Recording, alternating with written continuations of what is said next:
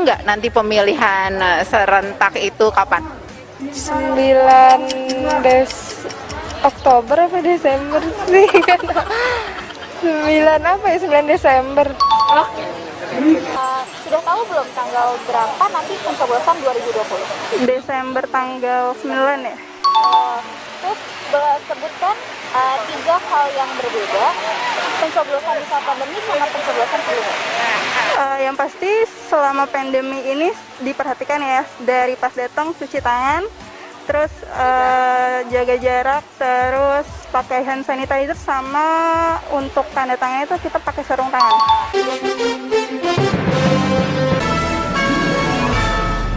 Hadirin yang berbahagia, para pemirsa dimanapun Anda berada, para calon Bupati Waikanan yang saya hormati. Tidak terasa kita sudah setengah jalan, kita memasuki segmen ketiga dari acara debat kita pada malam hari ini. Pada segmen ketiga ini masih pendalaman visi dan misi, tapi aturan mainnya agak sedikit berbeda. Bapak nanti secara bergiliran akan mengambil juga salah satu amplop, isinya adalah pertanyaan yang sudah disiapkan oleh tim pakar. Bedanya adalah nanti salah satu calon akan mengambil satu amplop, diserahkan kepada saya, nanti saya bacakan, lalu calon yang mengambil amplop akan menjawab, calon yang lain menanggapi jawabannya. Jadi bukan menjawab pertanyaan yang sama, tapi menanggapi jawaban salah satu calon. Seperti itu Pak aturan mainnya, semoga bisa dipahami. Kita akan mulai dari calon nomor 2, Bapak Adipati, silahkan ambil salah satu amplop. Ini nanti pertanyaannya untuk Pak Adipati. Baik.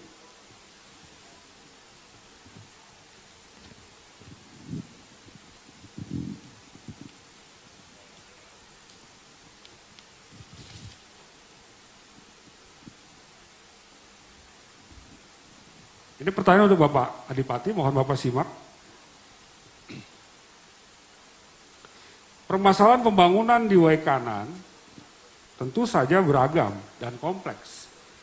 Salah satunya adalah permasalahan sosial kemasyarakatan seperti kemiskinan, pengangguran, kaum marginal pinggiran, anak terlantar, kaum jompo, dan lainnya. Bagaimana dan apa upaya saudara dalam meningkatkan kesejahteraan masyarakat, khususnya kaum marginal di Kabupaten Waikanan? Itu pertanyaannya. Pak Adipati bisa menjawab selama 3 menit, siap? Silakan. Ya, ini bicara soal mungkin tentang kemiskinan. Jadi kemiskinan Waikanan ini kita lakukan dengan beberapa upaya mengentaskan kemiskinan. Yang pertama, mengoptimalkan pemanfaatan data terpadu kesejahteraan sosial. Waikanan ini sudah punya data itu. Data itu by name, by address. Jadi kita sudah tahu di kampung mana, berapa yang miskin, siapa yang miskin, alamatnya di mana jelas. Nah, dengan itu kita bisa melakukan pemetaan terhadap kebutuhan masyarakat itu. Jadi yang miskin itu, miskinnya kenapa?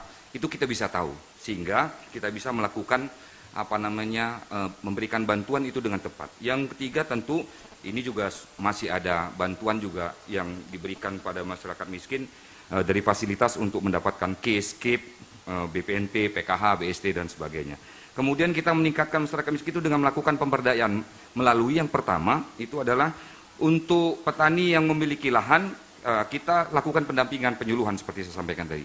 Kita dampingi, kita berikan penyuluhan supaya mungkin dia bisa bercocok tanam dengan baik, supaya dia bisa bekerja dengan baik sehingga menghasilkan hasil yang lebih daripada sebelumnya.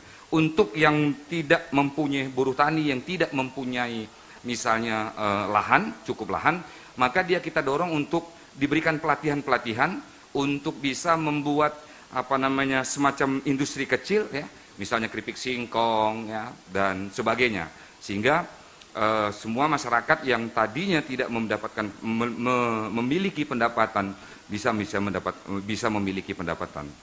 Saya pikir itu. Masih banyak waktu Pak. Cukup saya pikir. Oke, terima kasih Pak Adipati. Ya.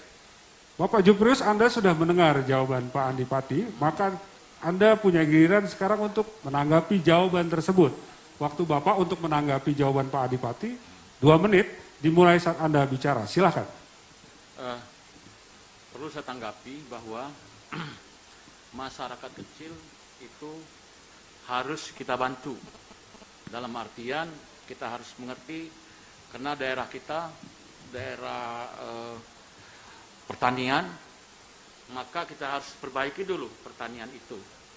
Apabila pertanian itu baik di suatu desa, maka desa itu akan baik. Jadi benar-benar kita perhatikan di bidang pertaniannya sehingga desa itu akan lebih baik dan para penganggur, para yang tidak mempunyai penghasilan kita bikinkan pekerjaan supaya bisa mendapat penghasilan yang baik. Terima kasih. Masih ada waktu, Pak? Cukup. Cukup. Boleh tepuk tangan untuk para kandidat bupati kita. Sekarang gantian. Bapak Juprius, calon nomor 1, silakan ambil satu amplop. Ini pertanyaan untuk Bapak. Nanti Bapak jawab, lalu Pak Adipati yang menanggapi. Baik, terima kasih.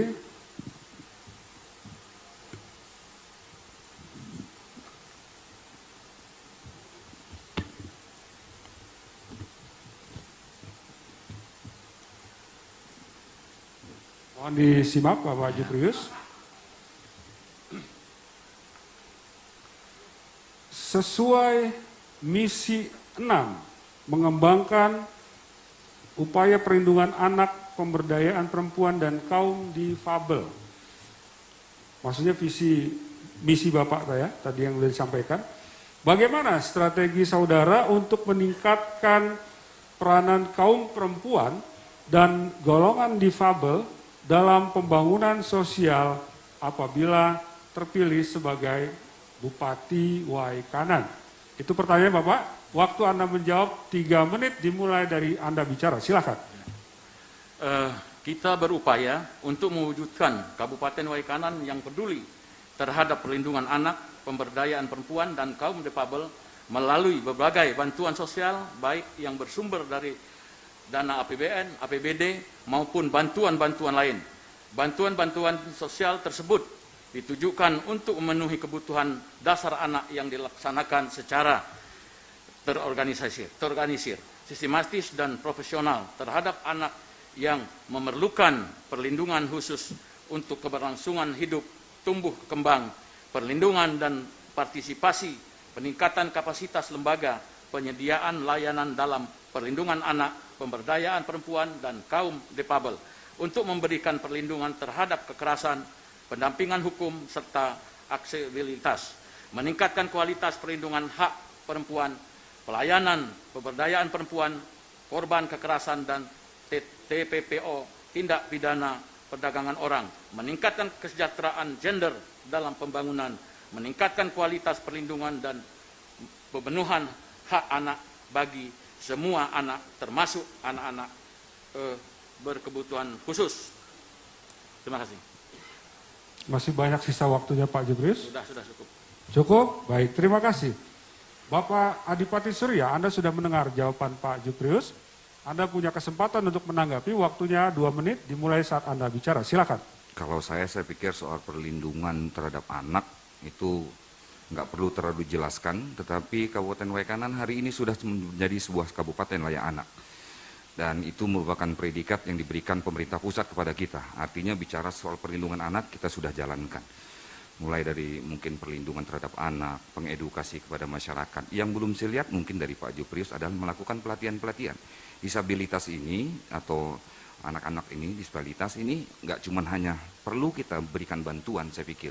Kalau hanya kita berikan bantuan tentu mungkin kurang tepat juga, tetapi kita lakukan juga dengan cara memberikan pelatihan-pelatihan agar anak-anak kaum disabilitas ini mampu juga mandiri. Kemudian mungkin bisa kita masukkan juga di sektor-sektor lain misalnya, seperti di Waikanan ini ada persatuan atlet khusus kaum disabilitas.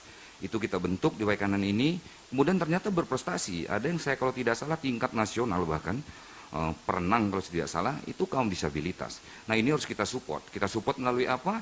Kita siapkan anggarannya. Di Kabupaten Waikanan kita siapkan anggaran khusus untuk memberikan anggaran kepada kelompok-kelompok disabilitas. Anggaran ini bentuknya bukan bentuk bantuan uang, tetapi lebih kepada mendorong mereka untuk berkreativitas sesuai dengan bidang dan kemampuannya mereka masing-masing. Terima kasih. Masih ada waktu Pak Adipati? Cukup. Terima kasih. Boleh Iya. tepuk tangan untuk para calon Bupati Waikanan 2020. Dan hadirin yang berbahagia, para pemirsa dimanapun Anda berada, para calon yang saya hormati, segmen 3 sudah kita lewati dengan selamat. Kita akan beranjak kepada segmen keempat, segmen tanya jawab, segmen debatnya. Oleh karena itu, jangan kemana-mana, tetap di debat publik calon Bupati Waikanan tahun 2020.